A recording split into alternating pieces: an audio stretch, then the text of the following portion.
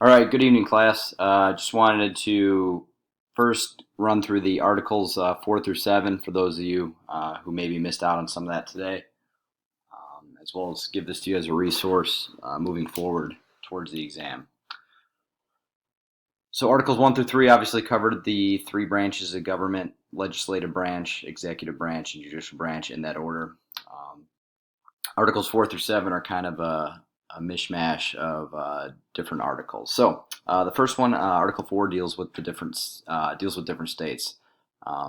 There's a clause in here that says full faith and credit shall be given for one state to another state. So best example I have for this is, when I go traveling out of state, my driver's license is recognized in other states. Now that's not to say if I move to another state that I wouldn't need a new driver's license there, but they acknowledged my Illinois driver's license as valid, so that's kind of like a record. Civil laws, my wife and I, when we go to another state, they recognize that we're married as well. Um, Article 4 also provides for extradition. And what this means is if you are guilty of a crime in one state, you're going to be guilty of that crime wherever you go. So that's going to follow you. So you can't cross state lines to try to avoid punishment from the state if you're facing a crime in a state court. They do have an obligation to send you back, and they will. So if law enforcement catches up with you in Indiana, they will send you back to Illinois. And the last item of interest dealing with the states in Article 4 was Article 4 outlined the process for how new states could be admitted to the Union. Now, it wasn't specific. It did not say anything, about the application process or anything like that. Basically, all it said was Congress has the ability to make laws, and we're going to talk about that later in the year about how we did admit new states in the Union. But Congress has the power to do that. And when we do add another state, Article 4 stated that it cannot impact another state. So we can't carve half of a state off and make a new state out of that. It kind of goes back to the idea of sovereignty. I remember we talked about sovereignty when we're talking about the Articles of Confederation. No state has a right to encroach on another state's borders. That's what I mean by sovereign, is they recognize each other's right to exist. Moving forward, Article 5 talks about ways to amend the Constitution. Basically, we have two ways to propose and two ways to ratify. Either one is fully possible, but I circled in red the ones that are kind of the key ways we've done it in the past. Almost every time it's been these ways. So when you think of proposing, you think of you're kind of putting the question out there. Let's try this idea out. So it's just kind of throwing an idea out there. It's like when I proposed my wife, I threw the idea out there to her. I'm like, hey, let's get married. But it was up to her to ratify that. It was up to her to decide, yes, I want to do that. So two different ways to propose. Either one requires a 2/3 majority. The first way is a 2/3 majority of both the House and Senate must vote to propose an amendment. Now that's happened every time that we've amended the Constitution. Obviously, since the Bill of Rights, since those were kind of rolled in with our original Constitution. On the other hand, the option on your right here, each state can basically hold a special convention. So they can bring together, 100 people, a couple hundred people, however they decide. They bring together this special convention of people, and they can vote.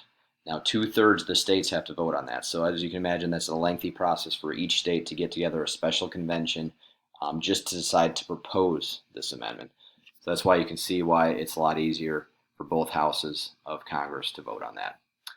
Now, as far as ratification goes, big number you need to remember is 3/4 of states have to accept it.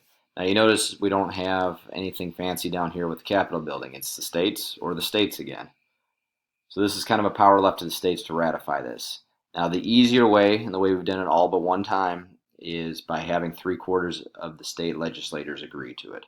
So in all 50 states, the state legislators, so like our state legislatures, our state legislature in Springfield, we call it the Illinois General Assembly, they would vote on it. So these are not your representatives out in D.C., these are not your senators, these are your state legislators.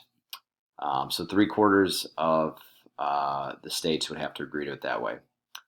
Now we can also go with the second option, where where all the states would have a special convention just to vote to ratify the Constitution. So if we had a new constitutional amendment coming forward saying that, we're not going to allow, as much money in presidential elections, you know, all the states could put together a convention to vote on that. But three-quarters of them would have to do that. Obviously, that's going to be a very lengthy process. It's only happened once when we got rid of prohibition, when we basically said it's okay for adults to drink alcohol again in this country. Article 6, this is basically saying that the Constitution is the supreme law of the land. So this is above any state laws, any local laws. And this goes back to that idea of federalism you read about in the textbook that we've discussed in class a couple times. So again, federalism is the idea that both the state and national governments share power. So they can both tax, they can both make laws, they both have judicial branches, but each one kind of has their own special powers. The federal government, they kind of worry more about national defense, raising a military, things like that. And state governments tend to focus more on education and kind of local welfare of our citizens. Again, it says the federal government is supreme, and an idea taken from the articles is that debts, all the debts that we've had up until this point in our history, when we passed the Constitution, would be taken on by the federal government. You remember we had a lot of debt from the Revolution, and obviously the Articles of Confederation had been our government in the years after the war, so we had kind of continued to rack up the debt. And we were saying as a country, our federal government was going to take that on. And lastly, you all know this already, Article 7 calls for 9 of 13 states need to ratify the Constitution. Now, we already learned that happened within about the first year, and then the last 4 states, even rogue Rhode Island, went on to ratify the Constitution. Okay, so that's Articles 4 through 7. Make sure you know what's in there for your test on Friday.